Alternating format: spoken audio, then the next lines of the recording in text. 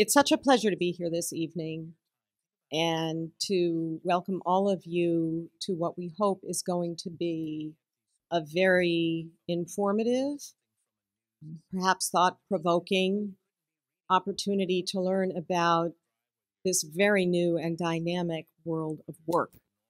The world of work has changed, and I've been in it a long time. It has changed so dramatically that many of the time-honored strategies that used to apply and worked really well in terms of transitioning in our careers not only no longer apply, they're all but obsolete. So what we're going to tackle today as a panel and share through each of our own respective perspectives is we are going to address three core questions that all relate to the new rules of career success, the new landscape, what it takes today to not only navigate in this world of work, but to do so in a way that we feel successful and fulfilled in the work we do, and that fulfilling work is sustainable. So there's some very different answers than there used to be. So the way we're going to structure our discussion this evening is that we are going to spend about an hour going through three key questions, which I will share in a moment. Each of us will share our view on that. One question at a time. Take about 20 minutes per question. And then we're going to open it up for robust Q&A. For about 15 to 20 minutes. So we want to hear from all of you. We want to hear you. We want to address any issues or concerns you may have. So there's going to be plenty of opportunity to do that as well. So the very first question we want to address is, how can we define today's new workplace? What are the defining characteristics of today's and tomorrow's, as we look out on the horizon, new world of work here in the 21st century? What does it look like? Where is it at? And how does it differ from the workplace that has come before, that many of us have had significant experience in? Do you want to take it first? Sure. So now it's interesting as I'm looking out. So what's your paradigm? How do you view the world of the part that's dependent upon what your lens is, the part that's dependent on your generation? I like to kind of think about what's happened kind of bookended by two kind of interesting. So for those of you that have heard of or maybe even were alive in the 50s, there was an interesting book written called The Organization. So that was about work, but it was also kind of about the role that big entities, especially corporations, played in people's lives, right? Kind of the idea presented by White, the author, this is kind of the new source of affiliation, loyalty, and so for a lot of people, for a lot of boomers, could read that and reflect in it. If you haven't, might be a fun read. Kind of the bargain then, for those of you who kind of did grow up with that lens, was join a good corporation, right? Do a good job, keep your nose clean, get a gold watch. Right? That was kind of the employment bargain. Some of you who are never kind of grew up in that may be looking like I have today, because that's not the paradigm today. But over the course from that time till more recently, and I kind of like the other bookend, I think it was 2002, but I'm not 100% sure, there was another really kind of great book written called Free Agent Nation. I think that was written by Daniel Pink, and as a journalist, his kind of mission was to kind of go out and to describe the phenomenon that even then, that's 11 years ago, right, that was happening, which is, wow, things have changed so much, we are all really free agents. Even if we work for companies, really a free agent. And so kind of one way in which the world works, and the world of work has changed really dramatically, just the lens in which you look at it, your loyalty, and it's not you want to be disloyal to your company, but the loyalty is not to the company, it's to your profession. So the reason that's important, because for a lot of us, especially boomers that kind of grew up and lived in that world of work, when we are displaced, as often, how many of you have worked for a corporation? So, right? So when you're displaced, you may still be thinking of that old paradigm. Okay, so I have to find another good corporation, do a good job, and keep my nose clean, and maybe I'll get a gold watch from these guys. Last time. So that might work, but it might not.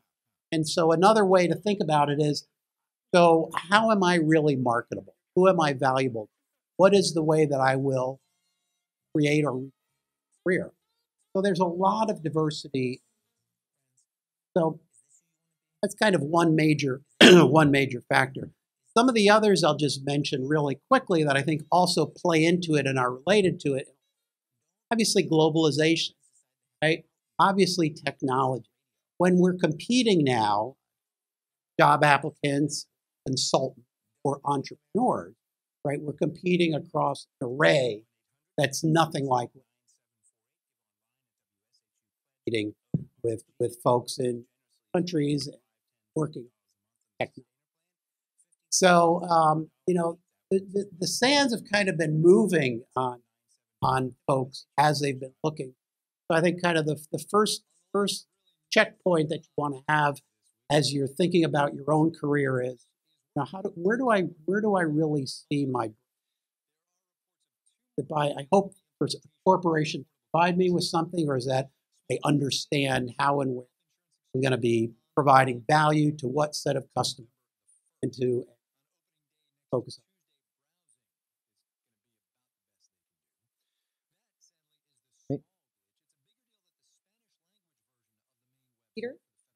Peter Propp? So it's interesting because all the stuff you talked about, not surprisingly, really resonated.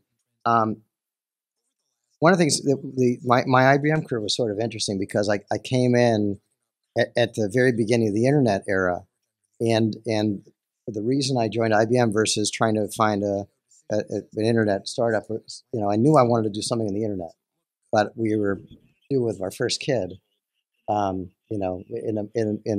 Shortly, it was coming up on us, and an offer at IBM to do internet stuff when who knew what the internet really was in '94 seemed like the really right thing to do, and the whole time I was at IBM, I really was quite entrepreneurial in terms of the projects I would sort of gin up, and I had a lot of fun being different than the organization man, and that was sort of my trademark. And I did get asked to do a lot of projects that were different. I did I had a lot of fun, and I also worked my tail off. What happened though towards the end was, even though I was still as entrepreneurial and as excited about things as I'd ever been, the pyramid got tighter. And so the people that were able to jump around, by the time I had to leave, they had found a spot, and I knew I was trying to get out of the spot I was in. I was in there for 2 years. I knew I had to get out. I was like trapped. I was like a guy in a cage, and not being a person with his ear to the ground, I actually knew probably a year ahead of time that something was going to happen. It wasn't going to be great for me. And I told my family, I told my parents, I told my kids, I was like, I'll be leaving IBM sometime within the next year. And it's cool because it's about time I did something else anyway. So that was sort of interesting because as much as I could identify it, by the end, I couldn't do anything about it. But I had done a lot of great stuff within IBM, and I certainly have been able to leverage those skills and those experiences since then. One thing that they didn't let me do at IBM was interesting. Early on, we were launching a software brand, and I was seeing these patterns. I was seeing these interesting things happening, and I said, I really want to write a blog. I told my boss, I said, I really want to write an article. I think blogs weren't even around then. I really want to write an article about this. And my boss was a sales guy, and he said, want to write an article? Out of your mind? But now, I think if someone came up to their boss, whether in sales or marketing or procurement or whatever, and they said, I want to write a blog about this phenomenon I saw at work, I think it's interesting. I think they would be really encouraged to do that. So I think that's a real shift, and it's a good shift, because I think one of the essential things that we're learning is we need to make sure that we're standing out as individuals, and we need to make sure that we're making ourselves understood by the overall marketplace.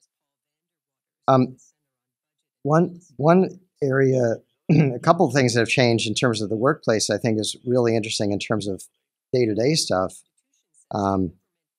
Is all the stuff that's going on with mobile, where you can be working 7/24, or you can also time shift so that, I can write those 3 emails, while I'm watching soccer practice because they're short and I know exactly what I'm doing, and they're people I know, so I'm not going to, embarrass myself. Social is awfully interesting right now because there's so much we can do and should be doing in terms of telling a story on Facebook or LinkedIn or others. But that's interesting because it crosses over between the personal and the professional. So so mobile allows us to work whenever we want to, conceptually. Social allows us to promote a lot of stuff, but you in order to do it well, you have to leverage your personal friends and colleagues who probably don't give a darn about half the stuff you might post for work, but you post it there anyway because that's where you have your Facebook friends. And then finally, the last trend that I think is really interesting is this whole idea of co-working, and what it means and what it can get to. But I think we'll probably have a chance to get back to that later because the 1 minute thing. Thank you, Peter and Peter. And what I'm thinking about right now is just that I want to nod, really, and acknowledge. I could just say ditto, ditto. Because you've hit upon so many of these trends. We're still and yet in a technology revolution, and it continues to move at the speed of light, and it's really nothing less than that. Back in the day, work and career paths and trajectories were pretty predictable, and back in the day, there was a feeling out there for many large organizations, and I worked for a number of them, that just like Peter was saying, if you show up, you're reasonably good at what you do, you're loyal, you have a great work ethic, and you really care about that organization is going to take care of you. It was almost paternalistic in a way. And then came pervasive change. Then came the technology revolution, which again remains. Then came globalization.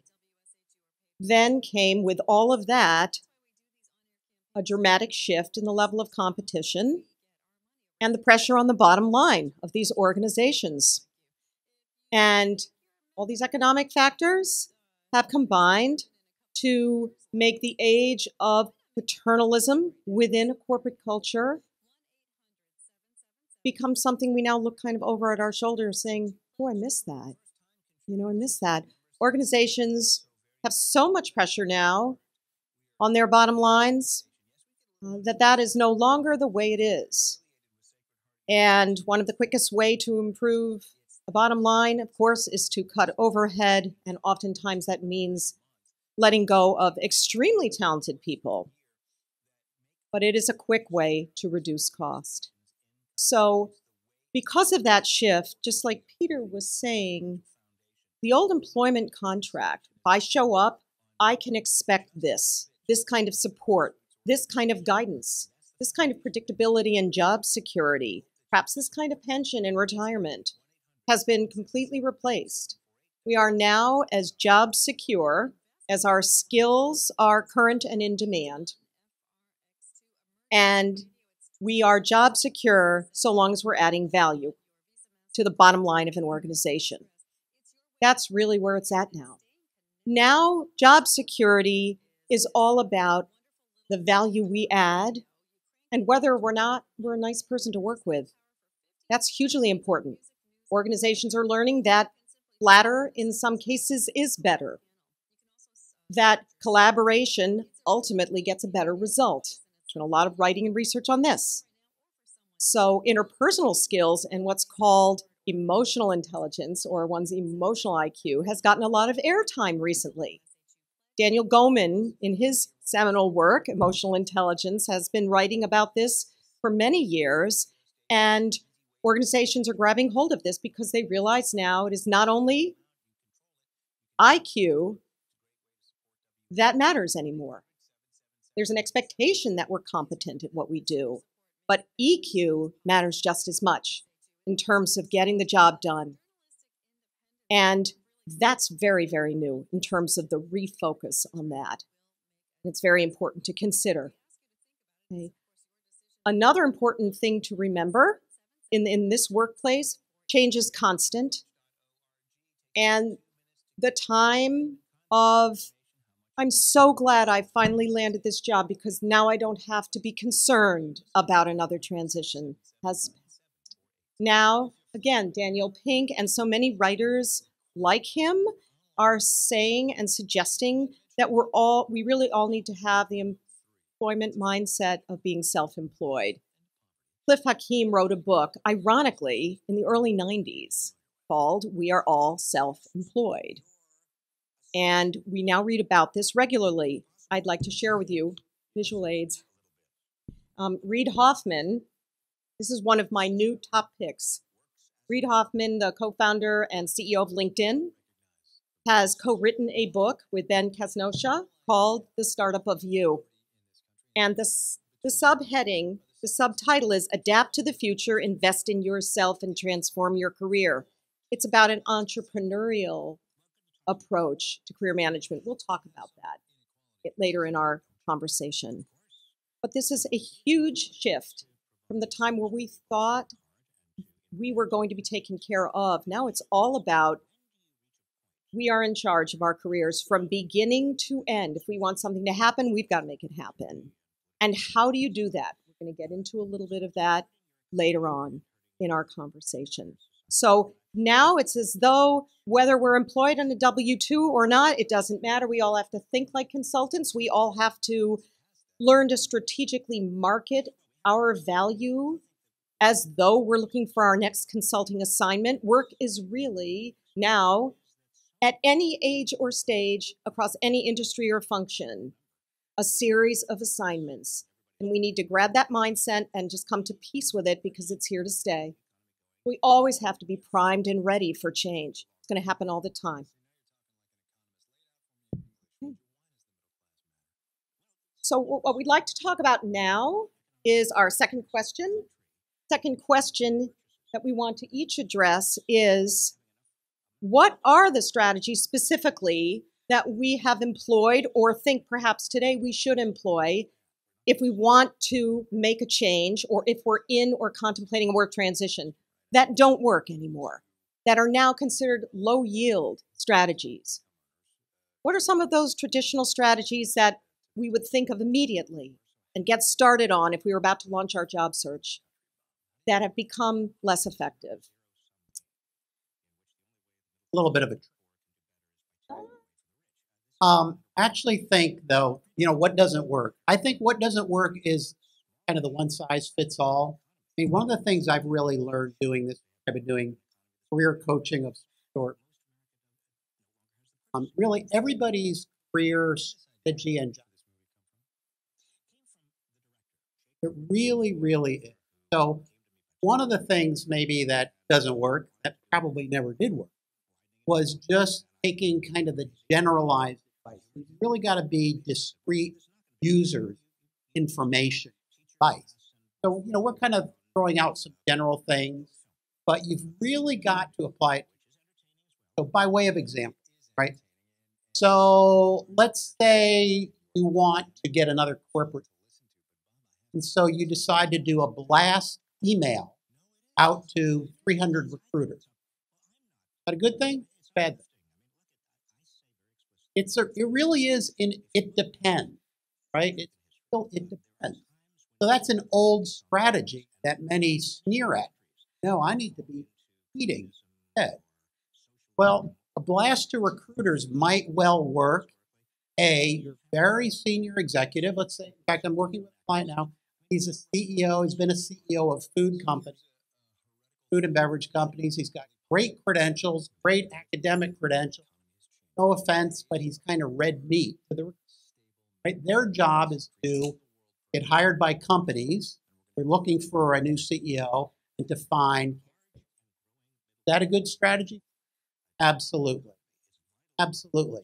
There's a target market that's very involved in his job search, and he's getting great awareness and getting great response. Now, contrast that with somebody, it could be me, but it's somebody who has had a career that's had, let's just call it more diverse experience. Some of this, you did some of that, and this, and you send that out to a recruiter, they're saying, I don't get it. Where do I plug you in? Looking for a round peg. So, I mean, I just throw that out as one example of a strategy that makes. So all the different strategies for job search, you've really got to think about, and there are a lot, right? There's a lot to get to the marketplace, but you've got to start with yourself as a product and think about, so what is the best?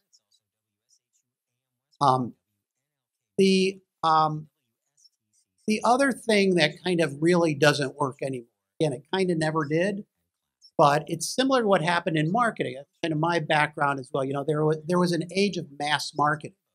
Get yourself out to everybody. Sell a lot of people. And again, kind of piggybacking on what we were talking about before, now it's really about finding your focus.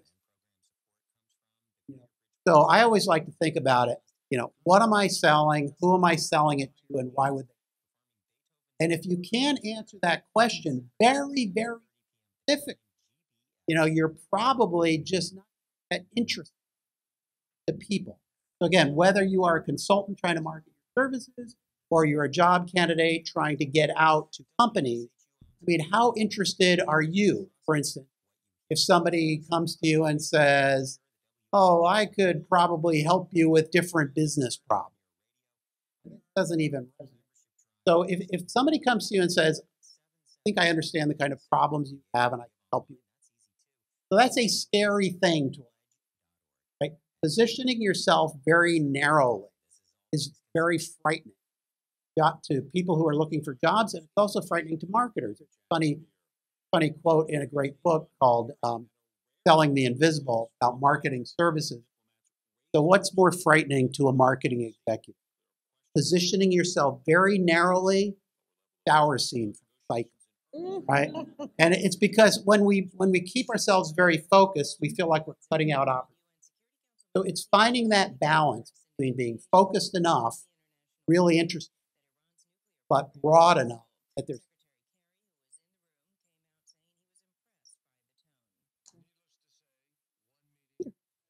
it is a trick.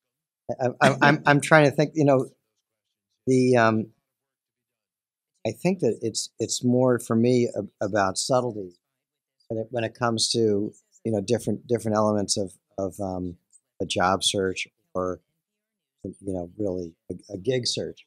Maybe that's one of the things that's going on. Maybe it's a time to sort of talk about the fact that most people. I was laughing with my wife about it about 2 years ago. We were listening to some NPR show. They're talking about Detroit and how Detroit was this really interesting young art community that was growing up in Detroit, and all this stuff was happening. And this is as I was starting my consulting practice. I wasn't even here at the time, and this person said, "Yeah, it's so great because you can have your day job and you can have your side hustle." And I like side hustle. I was like, "That's all I got is a side hustle."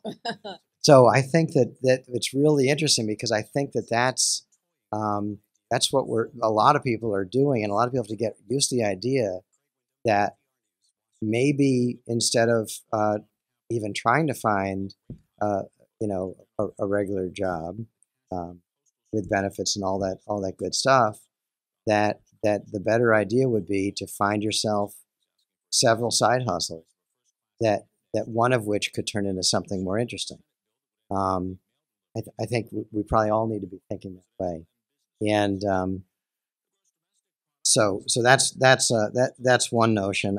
I was going to talk about, certainly resumes have changed so much, and we just put up a search, and it's not for people quite at your guys' level, but it was for someone to help us run events here and do some stuff, and I put it up on Craigslist, and we got a variety. A lot of people way overqualified, crazy. A lot of people, really young, some without college degrees, some that had college degrees and hadn't done much. And I got to tell you, across the board, across all those groups, only less than 5% had their LinkedIn URL on their resume. So that is insane. I mean, Mr. Hoffman did not pay us for this question, but how many of you have an up-to-date LinkedIn profile? Okay, so if you don't have an updated LinkedIn profile, you really need to have it. You can also make sure that you have a URL that is yours. So you should make sure you have that, and you should also use LinkedIn as a place where, along with Facebook and other places where you might notice interesting things happening in your area of expertise, where you post stuff. It's not hard. It takes maybe a minute. And it's so worthwhile, especially if you're in a job search or trying to expand your horizons. It's a very subtle thing you can do, and you can actually tweet right through LinkedIn if you choose to do so. You don't have to, you can. So I would say resumes, rethought, and I'm sure there's always a new format for resume. Always cracks me up. A friend of mine used to keep on leaving interesting jobs and going to write or their competitors, and whenever that would happen, I would say, "Oh, send me the new template. What are they selling these days?" Because I think the resume template thing is quite interesting. Nice, saw about 40 different ones in the past week. So that's it for me.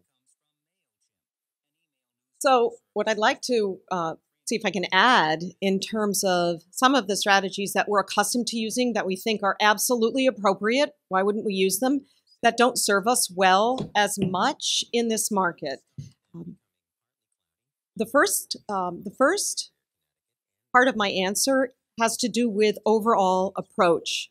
And I think both of the Peters, and I might say how nice to be surrounded by Peter and Peter, who both have such big knowledge and expertise and experience around, among other things, strategic marketing, which we'll be talking a lot more about and you've heard about, because back in the day, it was enough, and let me know if you agree. It's time to make a move. You grab your resume. Don't worry too much about what it looks like. Send it out, even snail mail. You'll get some hits. You'll be called in for an interview. Market's pretty robust. You land a job. Okay? Today, and for the, I would say, remaining future, if you post your resume for an open position on the web, you can pretty well assume that hundreds, if not thousands, of other people are doing the same thing.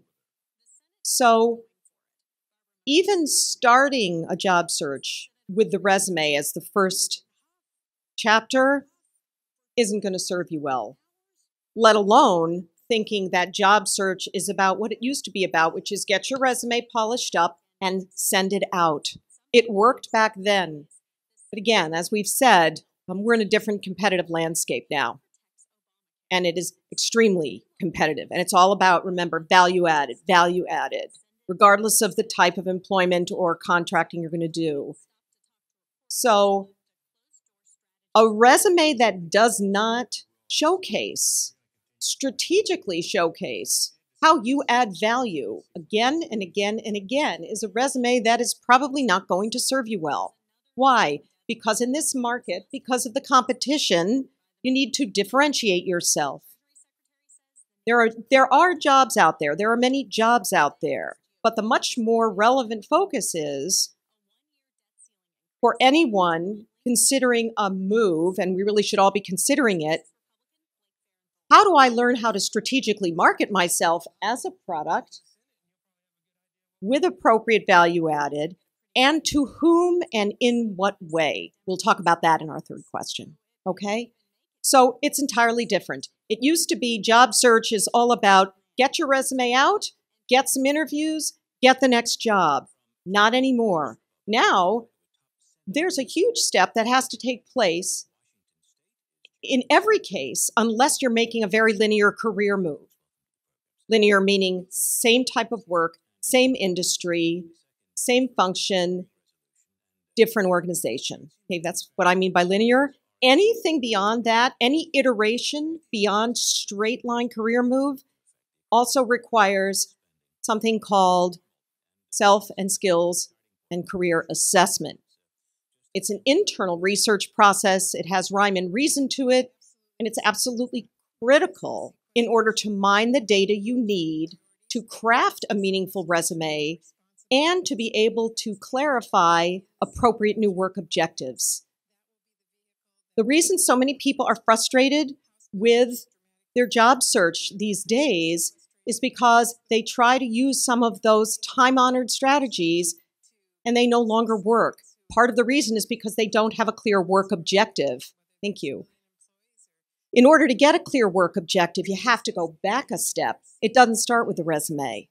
You have to say, who am I as both a product in the market that adds bottom line value, and be able to articulate who you are strategically in the language of the job market in terms of skills and accomplishments through a suite of self-marketing tools, including the resume and the LinkedIn profile and so forth. But who am I as a whole person? This is all the self-assessment work that needs to be done. And many of my clients are at that place of career change. This is where we spend most of our time at the front end. Getting clear in an integrated way around who am I as a product in the market and a whole person. And then and only then do we look externally and say, okay, based on that, what does the market need? And where do the two intersect? And therefore, what kind of work is appropriate for me to be looking for? Then you worry about crafting your resume and so on. So that's one thing that's very different. Okay, there's an invisible piece that comes before sending out a resume, and it's really about learning about yourself and doing job market research to be able to figure out where the goal is. You don't want to just blindly send resumes out. You need a goal. It's all about strategy. It's all about marketing strategy now. I think I'm over my time. Thank you. Okay. So without further ado, we want to get to the third question, which is really the juiciest and the meatiest here, which is, what are the new career management strategies that people need to employ to not only find fulfilling work that's fulfilling and remunerative and appropriate, but sustain it? And I don't mean sustain it in the one job or the one consulting gig, but I mean sustain that type of work for the long haul. What are the new career management strategies that have taken those others' place? All right, so I have a list of 100 things. No, this is just such a rich topic because there actually, I mean, hopefully some of the news here hasn't been depressing. You all know about how the world is shifting, right? And that can be both scary, but it can also be liberating. And one of the things I want to pick up on, I'll probably try to make a few points, but Peter's point, I want to bring back around of, how many gigs do you have and how long is each gig? And are you comfortable with it, right? So if a consultant had a 1-year assignment, they'd be thrilled, right? Long. If you had a job and it only lasted a year, so a lot of this really is how you think about it. So I think the starting point is you really have to embrace, and you got to kind of just, okay, I'm moving into the new world as it is. I'm going to figure out who I am, where I am, I'll market myself to the right people, and I'm going to realize that every job is temporary. But I want to pick up on another point Peter made, which is kind of this, what'd you call it? Side hustle. You hear side hustle like that. You hear portfolio careers a lot, right? I really think if there's one characteristic that I think defines successful people in their, it is this openness and flexibility. Really being able to be flexible and open to wrong. So you want to be strategic and you want to be focused on what you're looking for and where you add value and so forth. But you really have to listen to what the market is saying. And sometimes, and I was having this conversation, Alex, having this conversation earlier with a gentleman who was talking about, I got 3 balls up in the air and I'm not sure. So that's not necessarily a bad thing. My career went from working too many hours a week, traveling too many days a month for one company, to now my career is I work 3 days a week roughly for one company. I have a private practice. I have an online business partner. So, and lots of people, this is not unique, lots of people do this. So I think giving thought to maybe I'm going to have another full-time gig, but maybe it will be multiple opportunities. And that's just, play out. Part of this getting there, I think, is learning how to say yes. There's a great, I don't know how many of you know or have heard of Cliff Pinnacle. But Cliff is a friend and colleague. He's a wonderful source for anybody who's going into entrepreneurship. But Cliff tells, and Cliff was a corporate creature, and then he left, and he's become an entrepreneur, and he is the poster child for a portfolio career, right? He's got multiple streams of income, he likes to call it. Again, if you kind of make the analogy to the investment portfolio, why wouldn't you want multiple instead of one undiversified? That's kind of the argument. But in getting there, how do you get there, right? So one really funny and interesting, and I think informative story that Cliff tells is he was called, I think it was like a July 4th weekend, he was barbecuing in the backyard, and he got a call from somebody that said, listen, I'm putting on an eBay conference for eBay sellers, and I need an expert to talk about the consequences for eBay sellers. And it's like, get some of the specifics, but the gist of the story will be right. And it's like 2 days from now, can you prepare a presentation and come to Houston and speak in front of 8,000 eBay sellers? And Cliff said, sure, of course. All the while saying, I know nothing about it, right? But that's kind of the consultant and the entrepreneur's mindset. Like, what's the market telling me? What does the market want? And going into it and following it and figuring it out. So, it's kind of a slippery slope. You don't want to be totally opportunistic and just go where the world is taking you, but you don't want to be so dogmatic. So I think, kind of a good way to think about it is focus, pivot, focus, but then be able to pivot if either your plan isn't or if the market is going. Let me see in the 40 seconds if I have left, if there's any other point I want to make. Obviously, leveraging technology. I mean, we could spend a whole time talking about using LinkedIn, using different forums for social media. Obviously, that's become so crucial. Your LinkedIn profile is the new resume. No ifs, ands, or buts. I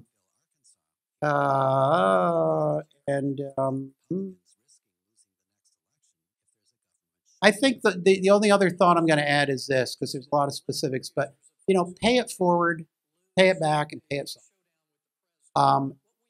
Find ways to give to other people. They're not all going to be paying gigs, but you got to find your tribe. You have to find your work tribe, your professional tribe, And it's really important to do that. And the way to do that is by offering self advice, some small things. That's the way you're going to get involved. That's the way you're going to get in. By the way, that's a fabulous technique for getting hired. Can't hire you, hire me as a temporary get in, have them trial. Tried and true marketing technique is trial. Them experience it.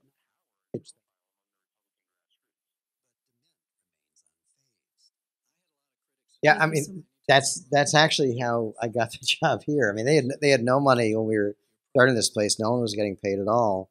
And what I recognized that among the team that was running this place, no one actually had any marketing or biz dev experience or actually day-to-day tech business experience. And so I just came down here. I was running my consulting out of here, and I would help them with certain stuff. And I'm not going to do that. You have to pay me to do that stuff. Eventually, it turned into something.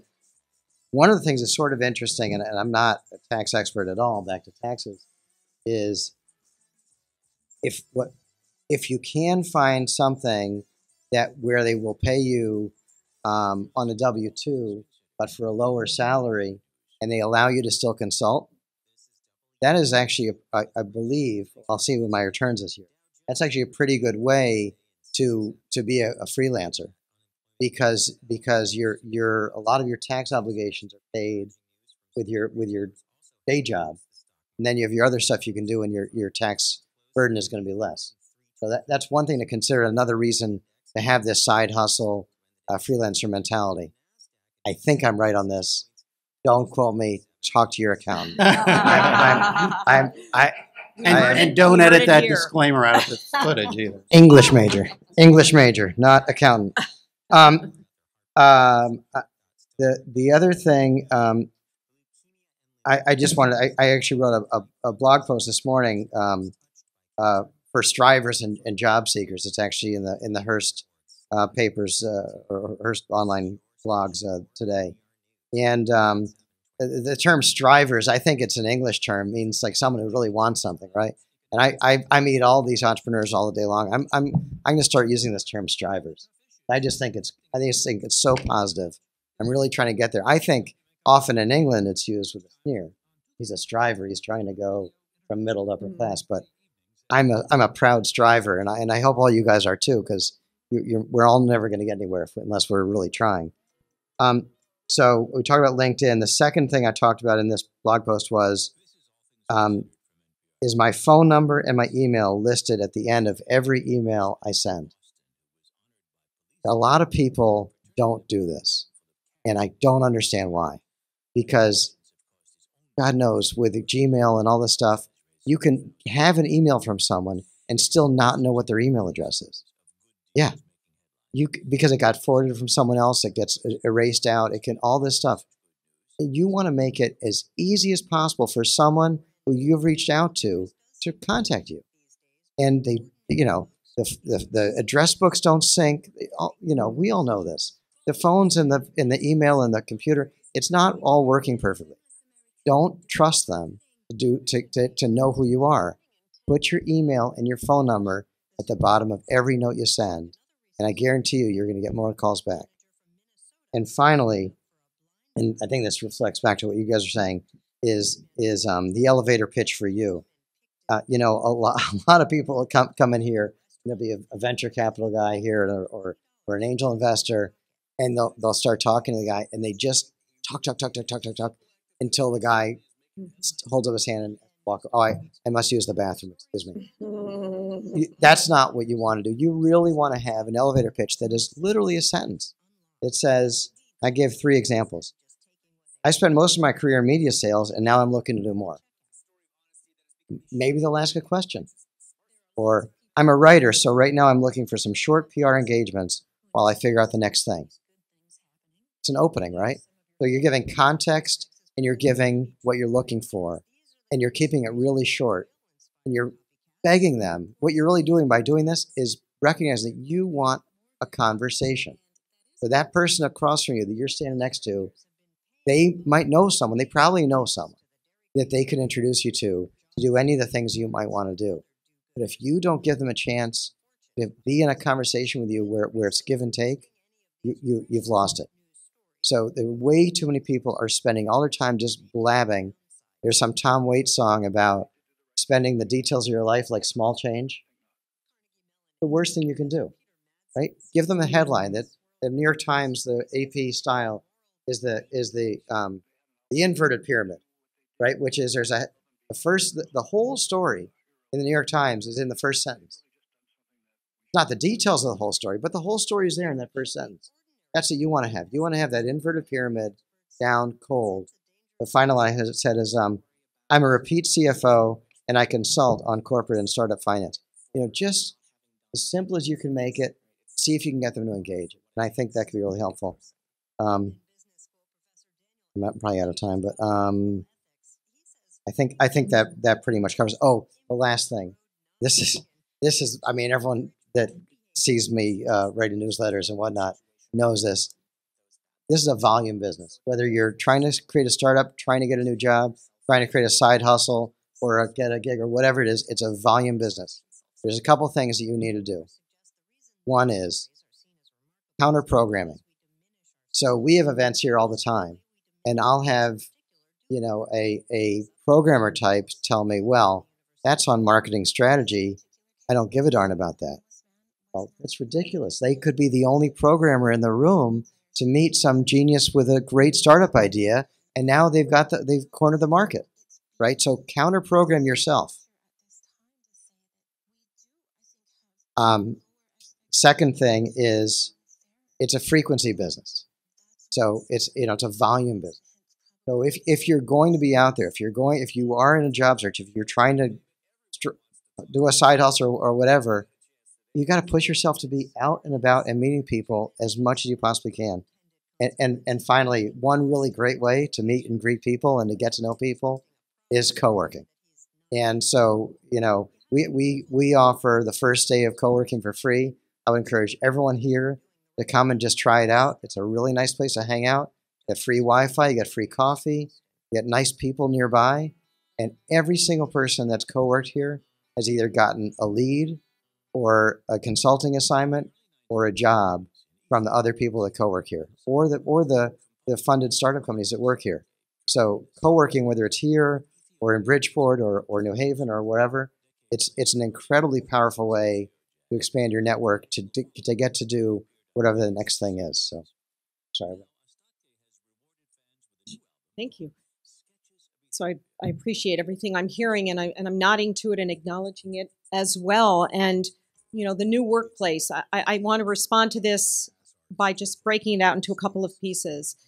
First, I want to really nod to what Peter D. was saying about feel, and I'll quote the title of a book that I highly recommend. Susan Jeffers is the author. Feel the fear and do it anyway. Just feel the fear and do it anyway. Take a breath and say yes. And one of the things that I love in the new wave of writing around what it takes to be successful in our careers, and of course, Reid Hoffman is a part of this. Adam Grant is a part of this wave in his groundbreaking, recently published book, Give and Take, a revolutionary approach to success.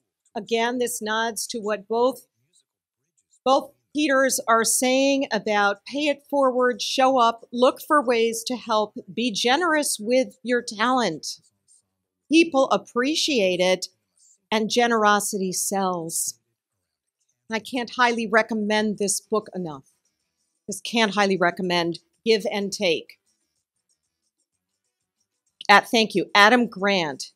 Adam Grant is a Wharton Business School professor and consultant to organizations and a phenomenal writer. It is a highly researched book, and it will contend that those who are wired for giving are going to receive so very much more than those who are wired for taking. And it is true. It is true. It is not Pollyanna. It is true. And I'm just so glad to know it. And he has an amazing amount of research and case studies to prove the point and to go into the nuances of the difference between takers, givers, and those in between. But that's a whole nother, that's another panel. So this is what I also want to share with you. Yeah, I mean, and it's so true. It's an entirely new career development strategy. You know, and Reid Hoffman totally nods to it, and Daniel Pink nods to it, and all the writers who are cutting edge in our industry now are nodding to this. It's be a nice person, show up for other people. Don't sweat competition. Don't worry about your competition. This is Laura's spin. Don't worry about it. You know, I've been in business 18 years as a private coach to a professional client base and in 4 outplacement firms and with the Hartford for 5 years. Everything I've ever, and I was a banker, by the way, before that. So I'm also a radical career changer. I was a corporate and private banking lender out of the city and in New Jersey. And then life happened and I found my way to this career, and we can talk offline forever about that. So I got to watch my time. But it's like you never know when the connections happen and how and why. So don't, know that in the discomfort and that sort of strange free fall, murky area known as transition, the miracles happen. You just have to be open to them. You have to be open to them, feel the fear and do it anyway. Now, let me get a little more concrete, okay? What works in today's workplace for career management? And understanding that career management is a standalone skill set, and I'm passionate about this point.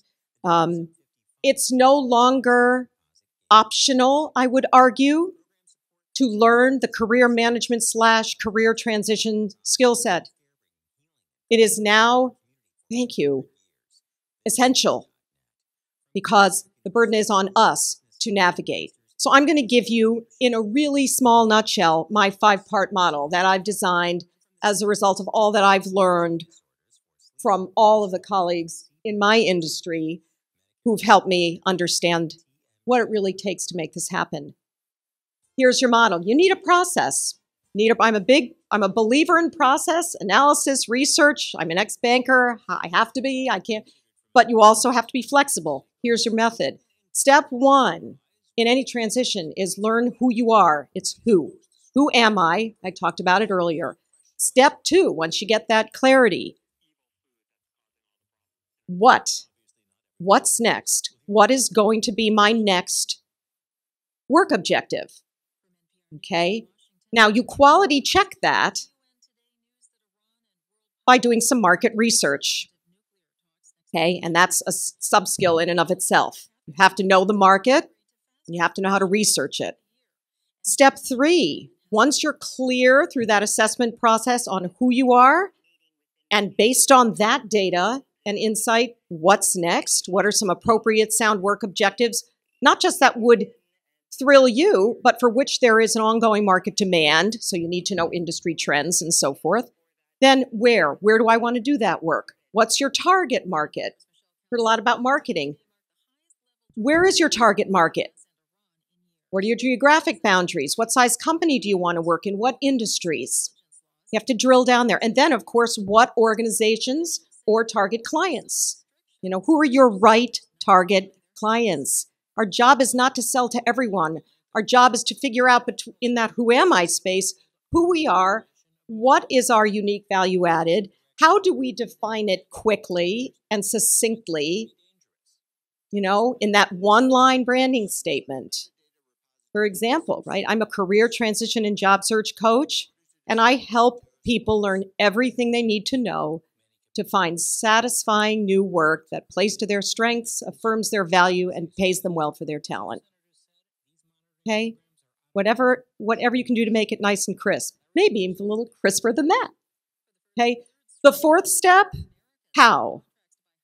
How do I get there? How do I strategically penetrate those target organizations I previously defined and identified in such a fashion that when appropriate work opportunities surface, I am going to be top of mind in those hiring managers and teams' mind. How do I strategically penetrate those organizations? How? Job search strategies. Perhaps if you're a CEO, one of the strategies Peter was describing will work, right? executive recruiters. But I'm going to suggest, in addition to that, I'm going to suggest that the vast majority of jobs are obtained as are interviews through networking. Strategic networking, it's a skill in and of itself, has to be learned and practiced. And it's also a mindset, other-centered, give rather than take. And then the final is when. When am I going to engage in this work? You need to put boundaries around the work of managing your career transition or the building of your business. Okay? What hours? You need to set goals. This is the really concrete, nitty-gritty stuff. Setting goals, making them achievable, so on and so forth. How many hours per week are you going to hold yourself accountable to? Okay?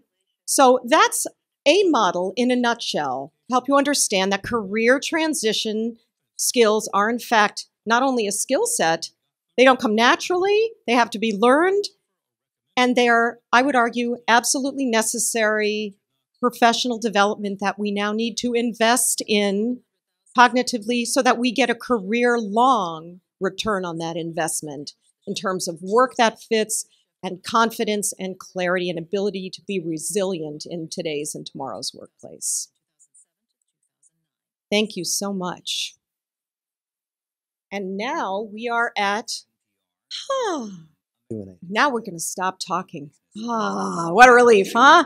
Now it's all about Q&A. So the way we're going to do Q&A is since you guys are not on microphones, and we figured that many of you would rather not be on microphones, you'll ask a question, keep it short, we'll repeat it, and whoever's the right person will. Okay, go ahead.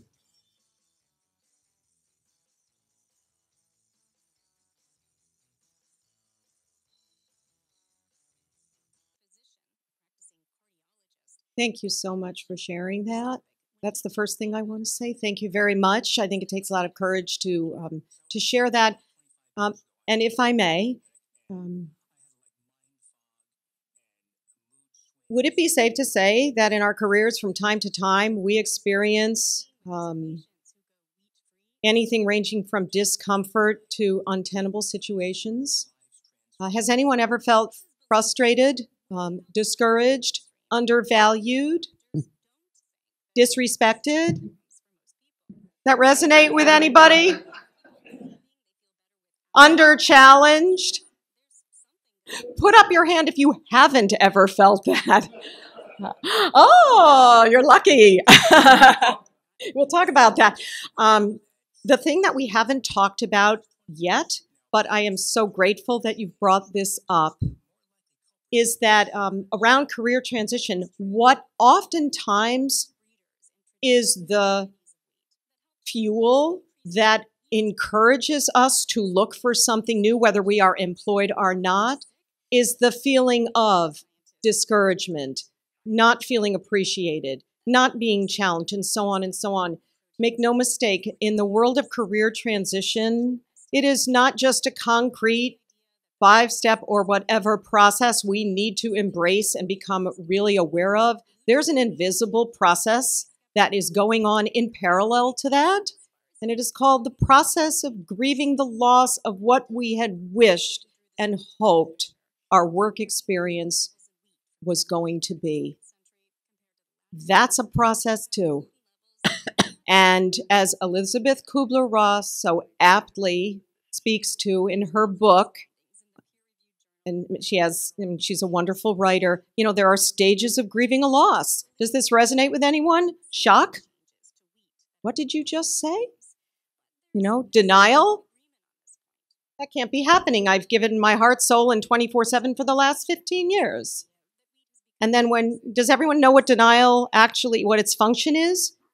It's our emotional armor. I'm not a therapist, but I'm just going to put this out there as a career coach. It's our emotional armor we wear, God bless you, because the pain of experiencing that feeling is more than we can bear.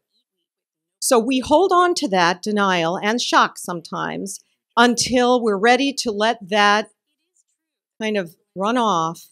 And then you know what happens next? The big A. Okay. And not just anger, but why wouldn't we feel angry if we feel we've been undervalued, underappreciated, disrespected, cast aside, put outside the circle of influence, right? Fear. What am I going to do now? Oh no, I'm too young. I'm too old. This and that. Oh no. Discouragement. Has anyone ever experienced being in a culture, in an organization, where because there may not be an abundance of positive, legitimate feedback, all that you are in terms of your value starts to become invisible? Okay? It's perfectly normal and natural. It can be very discouraging. The reason it's so important to just put this out here, and the reason I am, is because I want to shout out that that whole range of emotion is normal, and grief is not linear, by the way. It's more like, the inside of a washing machine. But there is a process, and it needs to be honored and recognized, because if we take it and internalize all that stuff, it doesn't go away. It actually causes us to become depressed. And here's the thing. If we don't work through this, and there are a couple of ways to do it for another workshop, in healthy ways. One is to build and access a support system where you are putting it out there, and these are trusted others, where you don't have to censor and it's unvarnished. The other is to learn that job search, career management skill set we were talking about, like it's the most important one of your life, okay? If you don't, and you get stuck in an angry place, and it doesn't have to be like a loud, noisy, angry place. Has anyone heard the expression passive aggressive? Okay, that shows. Yeah, body language. It shows. If you get stuck in anger and stuck in fear, and you interview, that one sideways comment about your old boss? The interview's done. So why is it so important to shout this out? Because whatever you're feeling in that early grieving process or frustration process needs to be worked through. I would argue before, or at least in tandem with getting out there to your market, because you don't want to network and you don't want to interview with all of that, with all those rocks on your back, Because why? Not because you're not entitled to the feelings, because anger and fear don't sell. It's as simple as that. They don't sell, okay? Positive sells, resilient sells, high road sells. You can offload everything else to your buddies, not to your network, not to your target organizations, okay? And then, by the way, at the end of that curve, if you work it through, it's acceptance. Acceptance simply means it is what it is. And when you're at that place and not encumbered, you can do amazing things in terms of marketing yourself. So that is probably the most long-winded answer you could ever expect. But thank you. I think the emotional piece of this deserves airtime, because so often in my experience with clients, it does not matter what level, it does not matter what industry or function, we're all human beings, and it isn't the concrete stuff that gets us stuck. It's the other stuff. So I want to honor it and put it to an explicit place, and thank you for sharing it and giving me the opportunity to offer that. Just keep working through it. Find some trusted others you can offload it to, but who will also be invested in helping you move forward. That's important too. Okay, remember, anger and fear, they don't sell. Okay. Woo. I want to just jump in real quick. I know we want to take a bunch of questions, so we're going to keep this moving a lot quicker. But I just want to add one thing on this. It's going to help me move. So the whole job search career thing, and picking up where Laura left off, there's this whole inner game, right? And this is part of it is a grieving and letting go, but there's a lot of other things too. There's a lot of the whole, there's the outer game of, the resume and the LinkedIn profile and recruiters and job boards and how do I do this and how do I interview? But there's all this stuff going on in the head. And in my experience, working with people, I would say 9 out of 10 job seekers find managing what's going on between the ears every bit as challenging as, right? And those things are not only what you're talking about, very good, but they're also like, I know I need to call this person, but the phone weighs 1,000 pounds. Mm. I feel like I'm begging. I'm worthless without my job. There's a lot of this stuff, and it is very real. So without going on any more about that, I'm going to just kind of throw another model. Laura mentioned a model before, but the other way to kind of think about this job search, this is what we've embedded in this job search diagnostic. If anybody's interested, you can take a look at it. But there's kind of three buckets of the search, right? One is the whole market reality. Talked a lot about that, about where do you fit and who are you valuable to, where do you play, what's the niche. The other is all the search execution stuff. That's the job boards, the recruiters, the LinkedIn and resume. And then the third, inner game. And the really successful career changers and job seekers do all three of those things quite well. Now, they know where they fit in the market. They know how to run a job search, but they can also manage the thoughts and emotions that go on in the search. In case you're thinking it's unique to job search, it's not, right? And for anybody who's stood over a golf club on the first tee, getting ready to tee off, you'll relate to that. And the golf pros have swing coaches and head coaches, right? So I'm glad you kind of put this thing out on the table, managing the inner game.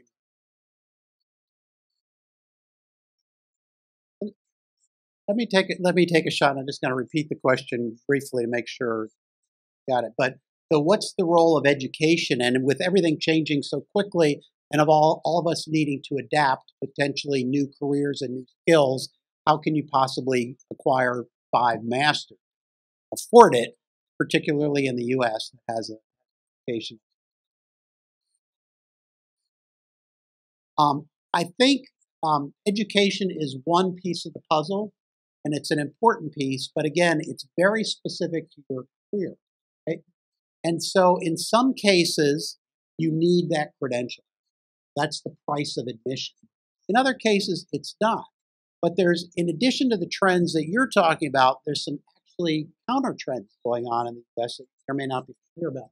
This guy, Reid Hoffman, actually wrote a really interesting blog post today, arguing that degrees really just serve as proxy that somebody is smart enough, capable enough to do the job. But it's way too inexpensive a way, kind of arguing with you are. It's like, I need to spend $200,000 to company, when in fact what the company really needs are these specific skills. So he's advocating in favor of, crisp, short, think training programs to do that. So I think, one of the things you have to kind of back up from the paradigm.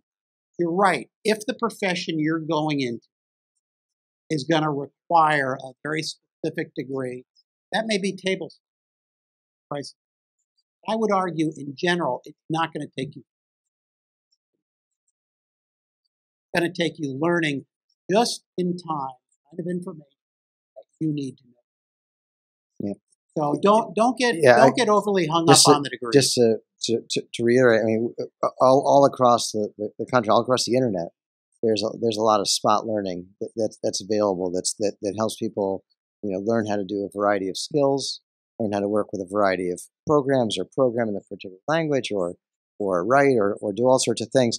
And that's what we're doing here. We've launched an education business. I'm not suggesting it's perfect for your field. I don't know what your field is, but that's one of the things that we're trying to do, recognizing that from a general business point of view, from a marketing point of view, this is always a moving landscape. But it does not require a full degree in order to get you a particular skill that someone's looking for. You might just need to take a class so you can have a better idea on becoming a better writer, or you might need a class on a programming technique that you didn't know about. So I'd encourage you to take a look at what we've got here in this Innovation Ed program that we're building. We're sort of in our beta of that. We've been running it for a little while. We've got a bunch of classes, a lot of local experts who are terrific, but then online as well. There's Linda, big still. There's edX. Lynda.com. Yeah, edX. There's a whole variety of things. Udacity, MIT's open courses. There's an awful lot of stuff that's online, in person, that can be done. Again, it may not pertain to your particular field, but I think there's an awful lot of opportunity, assuming you've thought through what it is you need, there's probably some classes you can take to get to the next step. Okay.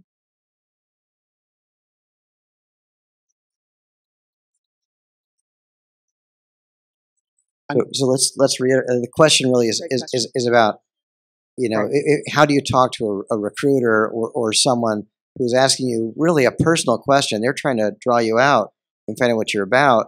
And the truth is that most of us, when you hit a certain stage of your career, could probably do 3 or 4 or 5 different things. And you want to know, well, what do you want me to say? So I'm going to leave it to you guys to give the genius answer. A thought, man. Yeah, please. Thought comes to mind very much on this. And it also is a footnote to the question we received earlier. Remember this concept, first things first. Before talking to recruiters, before investing in additional education, make sure that you've done the internal work and the market research to determine your potential work objectives. You need to be clear on those in order to engage as fruitfully as possible with your external network. On the topic of recruiters, I would be mindful that recruiters are typically paid by the employer, not us, to fill the slot, to fill the position. That's where their interest lies. Okay. So if you're not going to fill those particular specifications, there may be a disconnect. I guess that's what I want to say about recruiters. If I may, in general, say it's important to be clear on the kind of work you want to do. It is better to launch a search campaign with that clarity than without it, because vague doesn't sell. So I think it's about being not so much narrow works in certain cases. Peter, I'm sure will elaborate, but clarity is king. I want to jump in because I love this topic, because I think it's one of the most challenging. I think it's frankly something that many, many struggle with. So here's my rule. Try to be absolutely as tight, narrow, and specific as possible, provided that you've done enough homework to know that the market is big enough for you to be successful in the time you expect.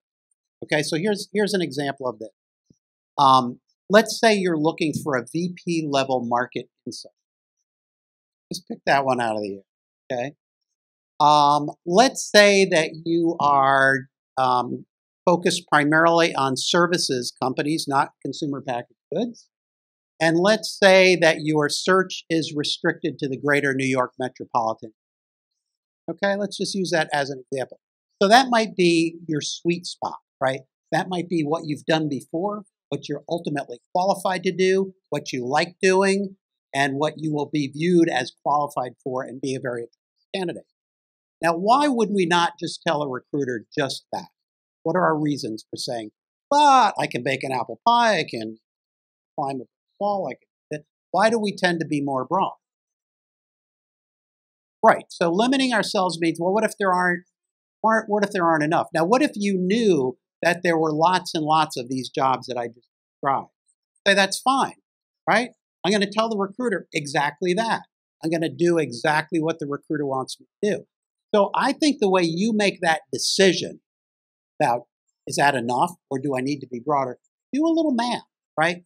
First find out, well, how many companies are there in this greater New York metro area that will have one or more positions, not opening, position, for which you would be a well-qualified candidate. It's not too hard to do, believe it or not. You get company databases, look at the number of industries, the number of companies. Okay, I find there's about 200 companies.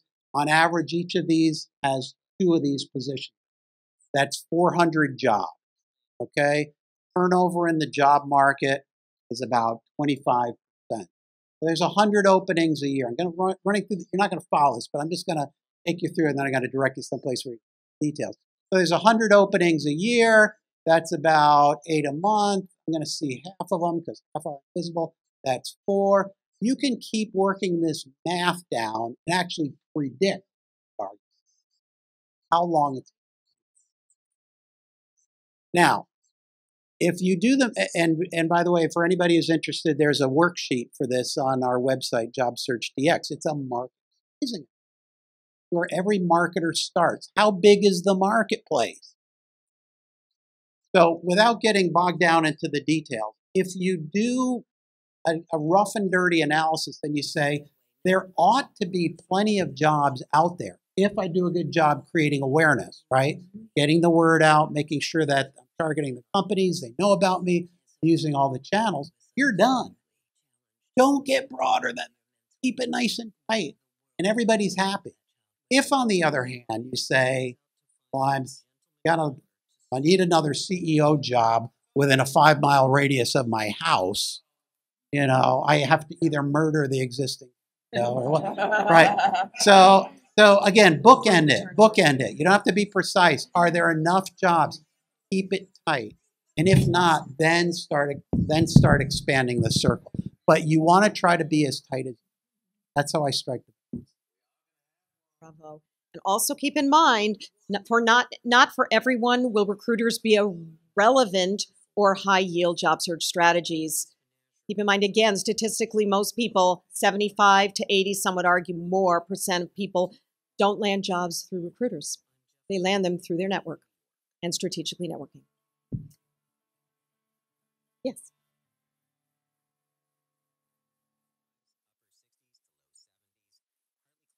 Carefully.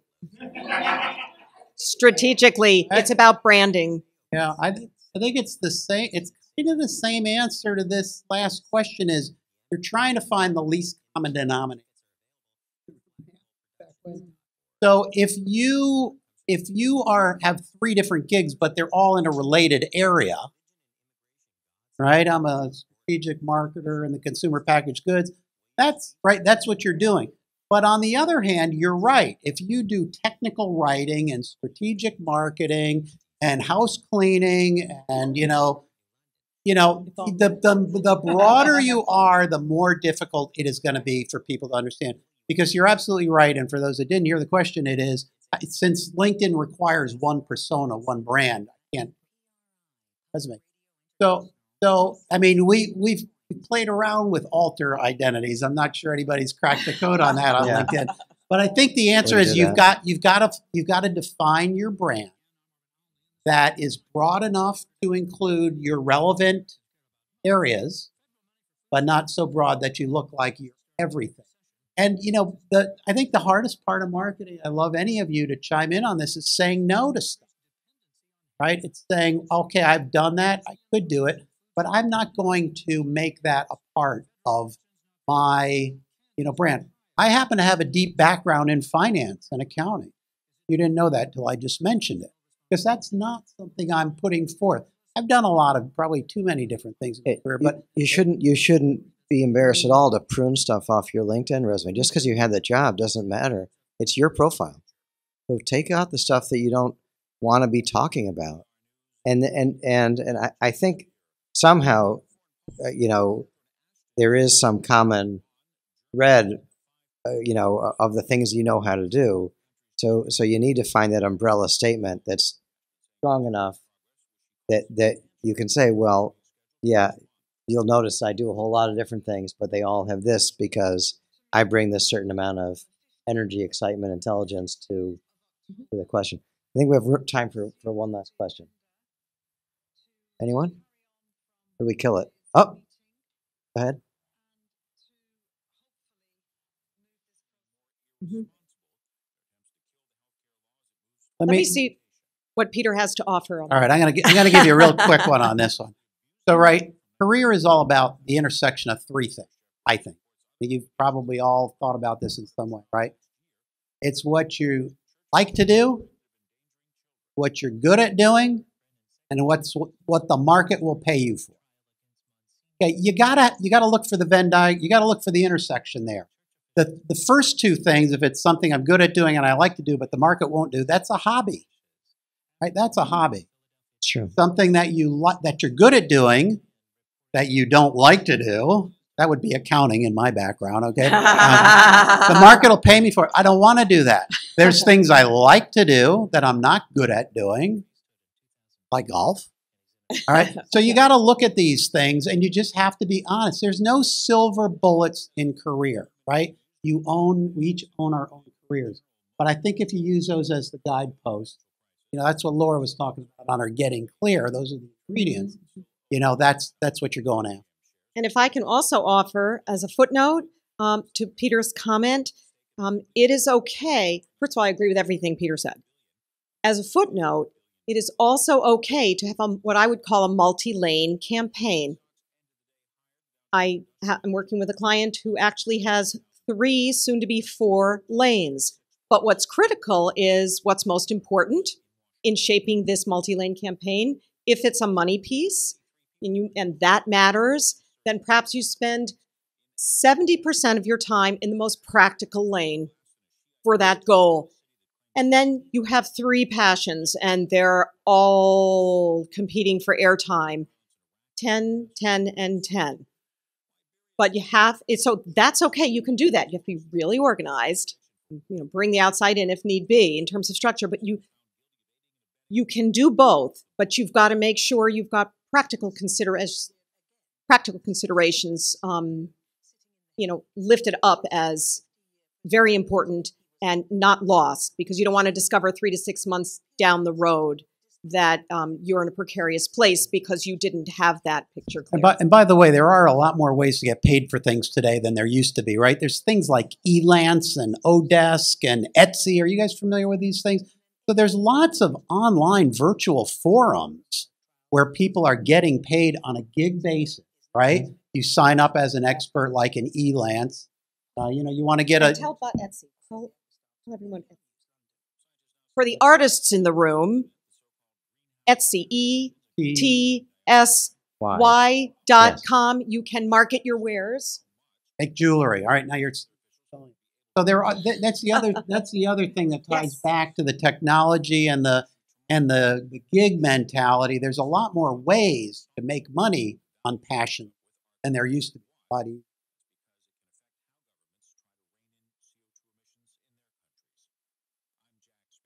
What is it? Pearl? Pearl. Pearl.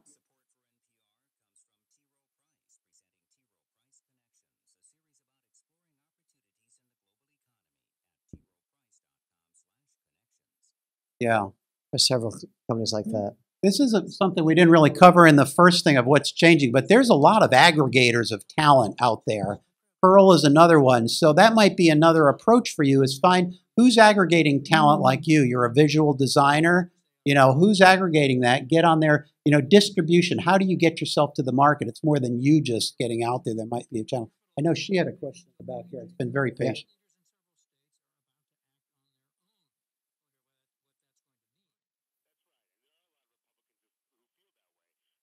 And thank you. And what a beautiful note to end on. If I may just leap in and say, the most important thing to remember in a transition mode, which can be very isolating and awfully lonely, is that you are not alone. And you have a built-in community here, thanks to Peter's vision at the Stamford Innovation Center. It's right here. It's right here. Please come join us. First day of co-working is free. Thank you guys so much. It's a great panel. Thank you so much, Peter. Thank you, Laura. And come on back again sometime soon.